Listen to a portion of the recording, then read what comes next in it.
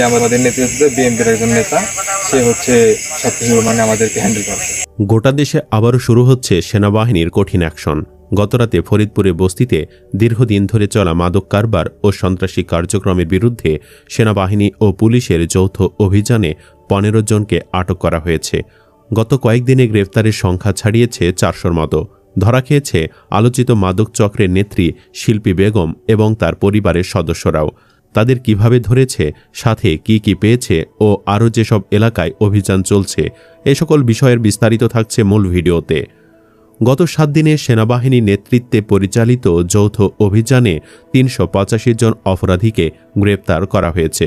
এ সময় তাদের কাছ থেকে অবৈধ আগ্নেয়াস্ত্র, গোলাবারুদ, ককটেল বোমা, মাদক, দেশীয় অস্ত্র, চোরাই মালামাল, মোবাইল, ল্যাপটপ এবং নগদ অর্থ উদ্ধার করা হয়েছে।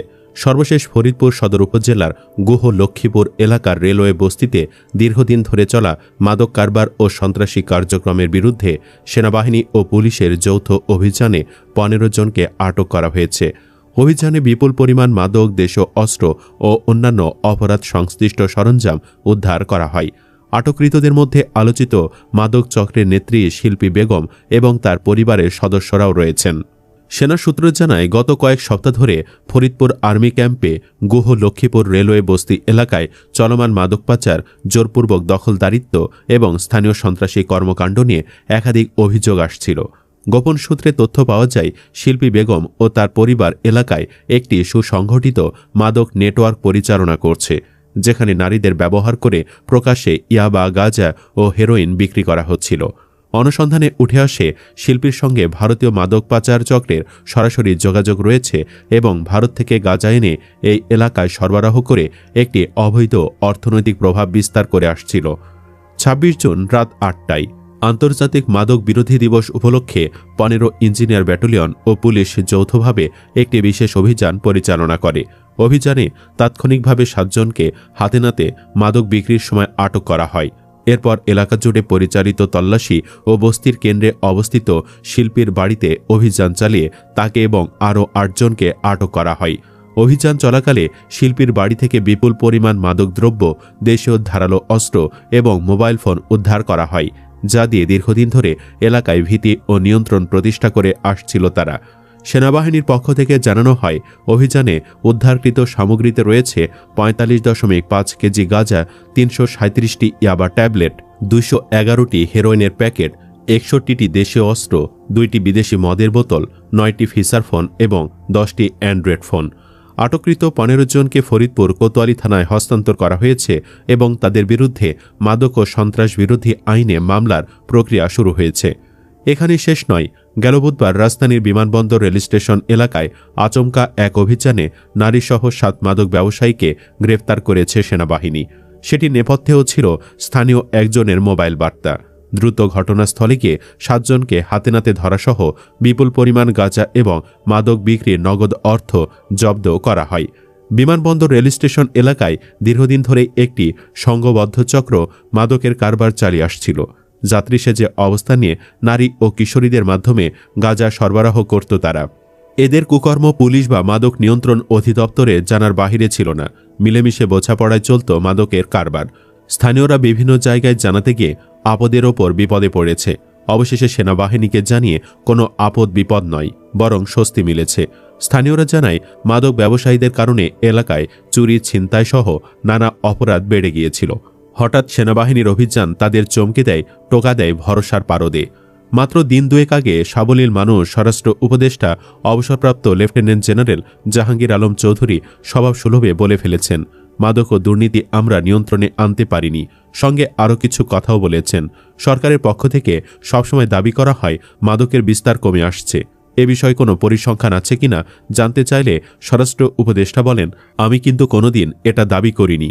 আইনশৃঙ্খলা পরিস্থিতি ভালোর দিকে, কিন্তু মাদক কমিয়ে এনেছি তা কোনোদিন বলিনি। এ ব্যাপারে তার একটি সদিচ্ছার কথাও জানান তিনি। সেনাবাহিনী থেকেও সেই আভাস মিলছে। জনস্বার্থে ও রাষ্ট্রের যে কোনো প্রয়োজনে সেনাবাহিনী সবসময় জনগণের পাশে আছে এবং থাকবে বলে লাউড অ্যান্ড ক্লিয়ার ঘোষণা ছিল সেনাপ্রধান জেনারেল ওয়াকারুজ্জামানের। জরুরি প্রয়োজনে সেনা ক্যাম্পগুলোর সঙ্গে যোগাযোগের নম্বরও দিয়ে দেওয়া হয়েছে। বলা হয়েছে, জরুরি দরকারে নিকটস্থ সেনাবাহিনী ক্যাম্পে জানাতে। একটা নতুন স্বপ্ন, নতুন সময়ের পরিবর্তনের আশায় তা বেশ মন কেড়েছে মানুষের। সেনা ক্যাম্পের টেলিফোন নম্বরের তালিকা অনেকে পকেটে রাখছেন। আস্থা ভরসার স্থল ভেবে কাউকে না জানিয়ে তারা তথ্য জানিয়ে দিচ্ছেন ক্যাম্পে। দ্রুত অ্যাকশনে ফল মিলছে ম্যাজিকের মতো। আবার তথ্যদাতার পরিচয় গোপন থাকছে।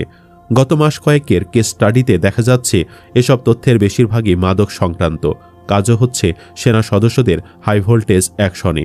ঢাকা, নারায়ণগঞ্জ, চট্টগ্রাম, কুমিল্লা সহ নানা জায়গায় অভিযান চলমান।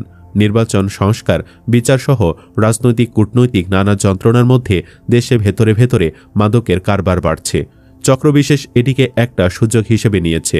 আন্তর্জাতিক মাদক সিন্ডিকেটগুলো বাংলাদেশকে ট্রানজিট পয়েন্ট হিসেবে আগের চেয়ে বেশি ব্যবহার করতে শুরু করায় কোকেন, চোরাচালান, বিশেষ করে আকাশপথে আশঙ্কাজনকভাবে বেড়েছে।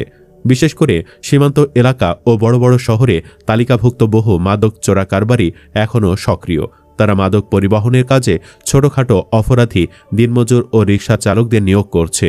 কুষ্টিয়া, চুয়াডাঙ্গা, যশোর, সাতক্ষীরা, পঞ্চগড় এবং দিনাজপুরের সীমান্তবর্তী এলাকা দিয়ে ফেনসিডিল, গাঁজা এবং হেরোইন পাচার হচ্ছে। স্বরাষ্ট্র মন্ত্রণালয়ের সাম্প্রতিক এক বৈঠকে দেশজুড়ে মাদক পাচার বেড়ে যাওয়ার কথা স্বীকার করার পর পুলিশ সদর দফতর সব জেলার পুলিশ সুপারদের মাদক পাচারকারীদের নতুন তালিকা তৈরির নির্দেশ দিয়েছে। পাচারকারীদের আস্তানা ধ্বংস, নতুন এবং পুরনো পাচারকারীদের শনাক্ত এবং বিচারাধীন মাদক মামলা তদন্তের জন্য অভিযান জোরদার করতে বলা হয়েছে তাদের। শেষ পর্যন্ত কাজ কত দূর হবে তা নিয়ে বেশি আশাবাদী হওয়া যায় না, কারণ মাদক কখনোই নিজে নিজে কারো হাতে যায় না। জড় পদার্থ মাদককে মানুষ নামের জীবকুলের হাতে পৌঁছে দেওয়ার বহু প্রাণী রয়েছে পথে ঘাটে। কারবারি, পুলিশসহ আরও কারো কারো মধুর সম্পর্ক মাদকের বিস্তার ঘটাচ্ছে।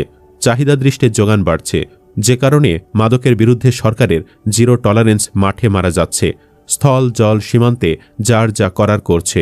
আকাশপথেও অনেকের হাত পড়েছে। আর মাদক নিয়ন্ত্রণ অধিদপ্তর নামের প্রতিষ্ঠানটি আসলে কোন কিসিমে নিয়ন্ত্রণ করছে তাও কম বেশি সবার জানা। তারা দমন নয়, প্রকারান্তরে নিজেদের মতো মাদক নিয়ন্ত্রণই করে। সেখানে বিশাল লগ্নি, নিয়োগ, বিনিয়োগ, লোভনীয় পদ পদায়নের বিষয় আশয় রয়েছে। এসবের আড়ালে প্রকারান্তরে চলছে মাদকের আরেক কারবার।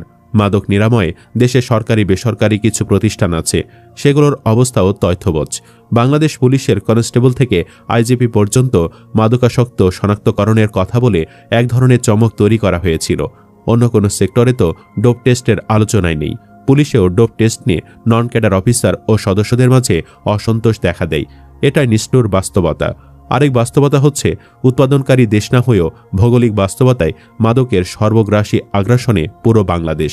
সাম্প্রতিক রাজনৈতিক কেওয়াস, ব্যবসা বিনিয়োগে খরাসহ অর্থনৈতিক দুর্দশা, কূটনৈতিক টানাপোড়েনের আলোচনা সমালোচনার ব্যতিব্যস্ততার ফাঁকে অনেকের অলক্ষ্যে মাদকের বিস্তার ভয়াবহ রূপ নিয়েছে। দেশের কোনো কোনো লোকালয়ে ঘরে ঘরে মাদকের কারবার।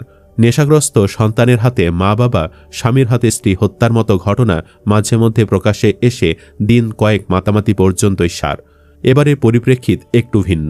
সেনাবাহিনী মাঠে আছে, তাও ম্যাজিস্ট্রেসি ক্ষমতা নিয়ে। যৌথ বাহিনীর অংশীজন হয়ে তারা পেশাদারির সঙ্গে দেশের চলমান পরিস্থিতিতে আইনশৃঙ্খলা নিয়ন্ত্রণের চেষ্টা করছে। রাজধানীসহ দেশের বিভিন্ন এলাকায় তাদের কয়েকটি অভিযান ব্যাপক প্রশংসিত হয়েছে। হত্যা মামলার আসামি, অবৈধ অস্ত্রধারী, তালিকাভুক্ত শীর্ষ সন্ত্রাসী, চোরা কারবারি, কিশোর গ্যাং সদস্য, অপহরণকারী, ছিনতাইকারী, চাঁদাবাজ পাকড়াও হচ্ছে নিয়মিত।